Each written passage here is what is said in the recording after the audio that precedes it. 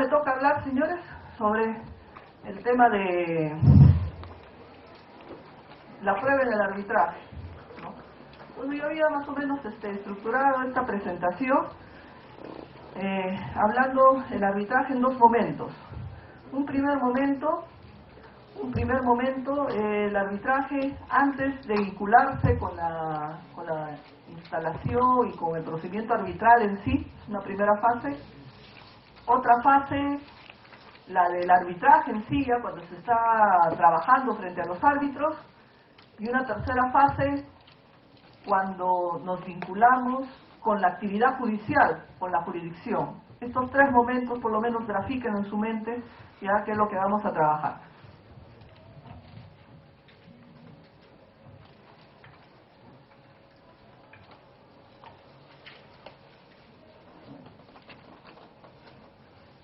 A ver, en un primer momento tenemos que hablar de un tema bien complicado que es el tema de la prueba. Y decimos que es bien complicado y a la vez definitivo, porque el éxito que se tenga en cómo obtener los medios, cómo tener las fuentes para probar esos medios, para probar esos hechos que uno quiere llevar al proceso.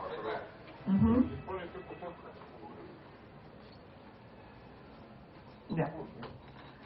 No problema. Les decía de que la prueba es una actividad complicada y además trascendental. Complicada porque implica mucha sagacidad, mucha técnica, mucha visión de ver qué es lo que se debe llevar y qué es lo que no podría llevarse. Y lo segundo es trascendencia, porque en atención a lo que nosotros llevemos al proceso, ¿no? Y a lo que podamos demostrar con esas fuentes de prueba, va a ser al final exitosa nuestra pretensión o nuestras exigencias. Tenemos que asociar que la prueba tiene dos fases, dos momentos. La prueba, para empezar, no nace dentro del proceso, no nace en esa actividad de los árbitros o de repente frente a los jueces. La prueba nace o tiene una vida fuera del proceso, con antelación al proceso. Y portamos de repente de un caso así, cualquier caso general, si de repente a nosotros nos encargan que conservemos una mercadería, ¿no? Nosotros podemos ser muy diligentes en conservar la mercadería en un almacén para ser cumplidores de la función de este contrato de depósito. Pero pudiera darse el caso que el almacén tuviera algunos desperfectos, fallas eléctricas, genera un incendio, se siniestra la mercadería y al final nuestra misión, que tenía que era cumplir o custodiar la mercadería, se ve truncada por esta causa del incendio. Entonces, frente a ese escenario, posiblemente la persona o el contratante que nos entregó la mercadería para que conservemos y custodiemos esta mercadería, nos podría demandar una indemnización, porque nos podría posiblemente imputar una no debida actuación, y que fruto de esa no debida actuación nos ha generado este siniestro en la mercadería. En esa historia pequeña o cualquier historia que nosotros podamos recoger, ¿no? ¿Qué es lo primero que nosotros quisiéramos hacer cuando fuéramos abogados de la parte que quiere demandar o reclamar a futuro alguna acción, por decir, indemnizatoria? ¿Qué es lo primero que tendríamos que poner a pensar, ¿no? Entonces, si ustedes tienen alguna experiencia desde el punto de vista profesional, con clientes o algo así, siempre quien quiere reclamar o quien quiere ver satisfecha su pretensión, ¿no?, nos narra una serie de informaciones, de hechos, ¿no? Nos cuenta casi una telenovela, una historia.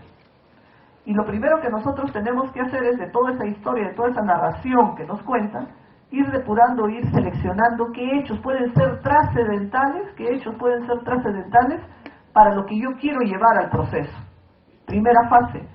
No necesariamente toda la información, todos los hechos que voy a recoger, que me va a contar la parte, o que yo lo puedo recoger en la propia escena, me va a ser trascendental. Segunda historia, segunda parte. De esos hechos yo tengo que hacer una depuración. Tengo que decir qué hecho es vital, qué hecho es determinante, qué hecho de repente no va a justificar la razón de mi pretensión.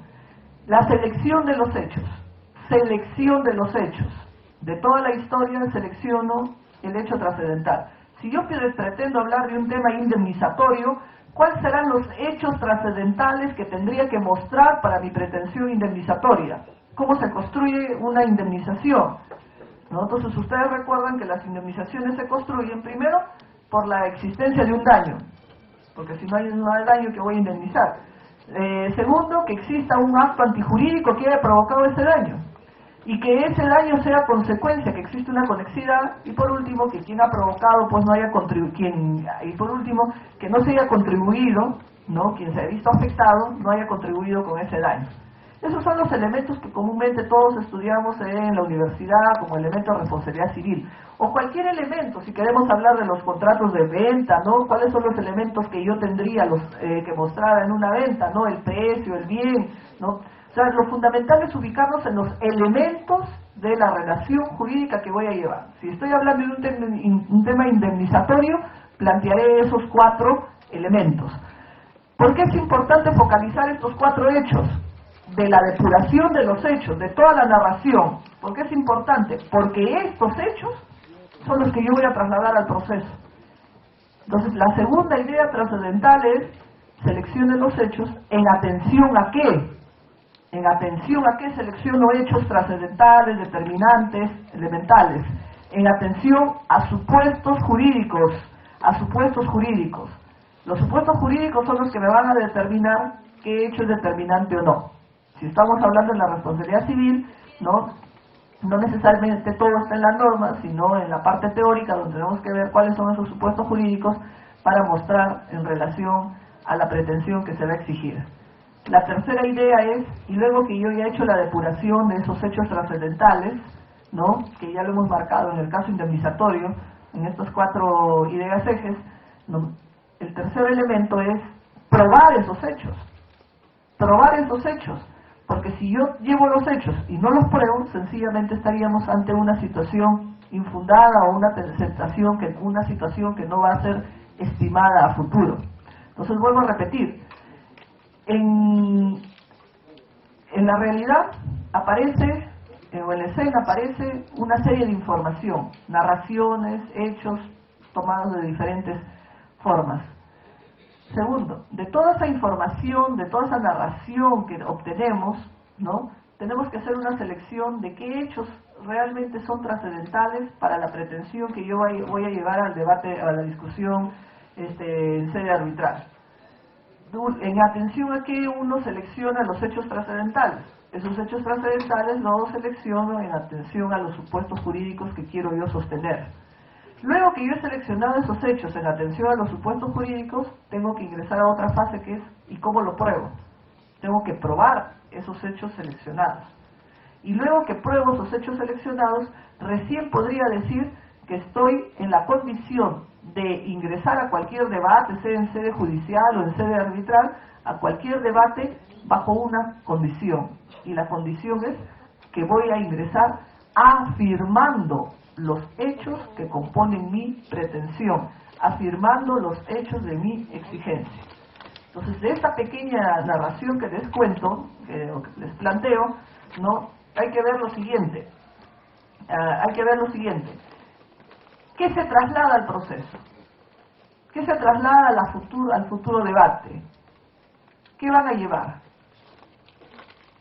Primero, van a llevar hechos seleccionados. Y segundo, por añadidura, van a llevar la prueba que refuerza o que corrobora esos hechos que ustedes están hablando. Lo que aparece en los procesos, sea arbitrales o judiciales, ¿no? Van a encontrar varios medios de prueba que contienen esos hechos. Pero lo que hay que tener en cuenta que lo que se prueba o todo el éxito, ¿no?, de cualquier pretensión radica en la probanza de los hechos. De ahí que si alguien está interesado en estudiar la teoría probatoria, lo primero que tendría que tener en cuenta o tener muy estructurada es que lo que se prueba son hechos. La prueba está construida sobre hechos. Y los hechos, ¿qué vienen a ser? Los hechos vienen a ser fuentes, vienen a ser datos que se obtiene de la realidad y que conjugado con supuestos jurídicos o con enunciados jurídicos, ¿no?, nos va a llevar a reclamar determinada exigencia, ¿no? Es vital determinar los hechos elementales de la pretensión, porque quien no sabe identificar cuáles son esos hechos determinantes, peor va a saber demostrar qué tiene que probar, ¿no? Entonces, la estructura vertebral de la prueba radica en el hecho, ¿no? De ahí que si no se prueban los hechos, sencillamente la pretensión es infundada. Para quien le guste leer el tema de prueba, no hay un libro bien interesante, porque al final y al cabo califica lo que es la prueba, que es un libro que inclusive está pirateado, como se dice, que es un libro de Michel Tarufo, que es italiano, ¿no? Que el libro se llama La prueba de los hechos. Lo pueden encontrar en Azángaro, porque por ahí también he visto ya las copias. La prueba de los hechos. Y ahí es un libro bastante didáctico que recomiendo que lean, porque enfoca toda la lógica a toda la clasificación de hechos y cómo se reconstruye y cómo se lleva los hechos y todo. Bueno, entonces les había dicho que lo que se probaba son los hechos. Y la pregunta entonces que viene a continuación es, ¿y cómo se prueban esos hechos? ¿Cómo se prueban esos hechos? Ahí ingresa ya a trabajar lo que ya la técnica jurídica habla de los medios probatorios, los medios que me va a permitir llevar esos hechos al proceso, medios, ¿no? Y los medios son los vehículos que trasladarán las fuentes de prueba, el vehículo que trasladará los hechos al proceso. Esos vehículos, ¿no? Ese vehículo puede ser calificado bajo dos grandes categorías. Una primera categoría podríamos decir que son los vehículos definidos o los vehículos que tienen una tipicidad, los vehículos casi ordinarios, los vehículos que comúnmente está o que ha tenido un gran desarrollo y que pueden estar ubicados en el tema documentario, en el tema de las declaraciones o la oralidad, que es un vehículo también para llevar los hechos, y sea que esa oralidad lo pueda obtener la parte o un tercero, ¿no? También puedo provocar una prueba a través de un reconocimiento judicial, bien llevando al juez a que mire el hecho, o la otra alternativa es pidiendo la aclaración, la ilustración, ¿no? De algún especialista, de algún perito, que me aclare ese hecho que ahí fácilmente no se puede identificar por el común de la persona.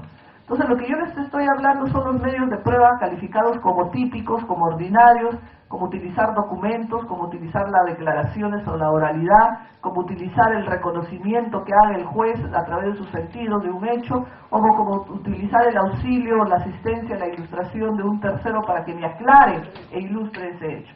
Estas son las clásicas pruebas típicas, pero no necesariamente la prueba solamente va a ubicarse en esta categoría típica, donde me va a permitir que exista un documento, o me va a permitir encontrar un testigo que diga lo que yo justo quiero que se transmita, sino que también hay situaciones en las que no voy a encontrar una prueba típica, un documento en la mano, un testigo, o no voy a tener la posibilidad de ir a recoger un hecho porque ya se cambió, ya se alteró la escena, ya se transformó.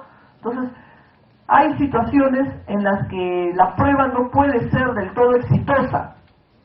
Y entonces, ¿qué hacemos cuando tenemos situaciones de debilidad en trasladar pruebas no de una manera no típica? Entonces vamos a ingresar a la prueba, no diríamos atípica, pero diríamos a una prueba de auxilio, de complemento, que está calificado como la prueba de los sucedáneos, que está vinculada con la prueba de los indicios, con la prueba de los indicios.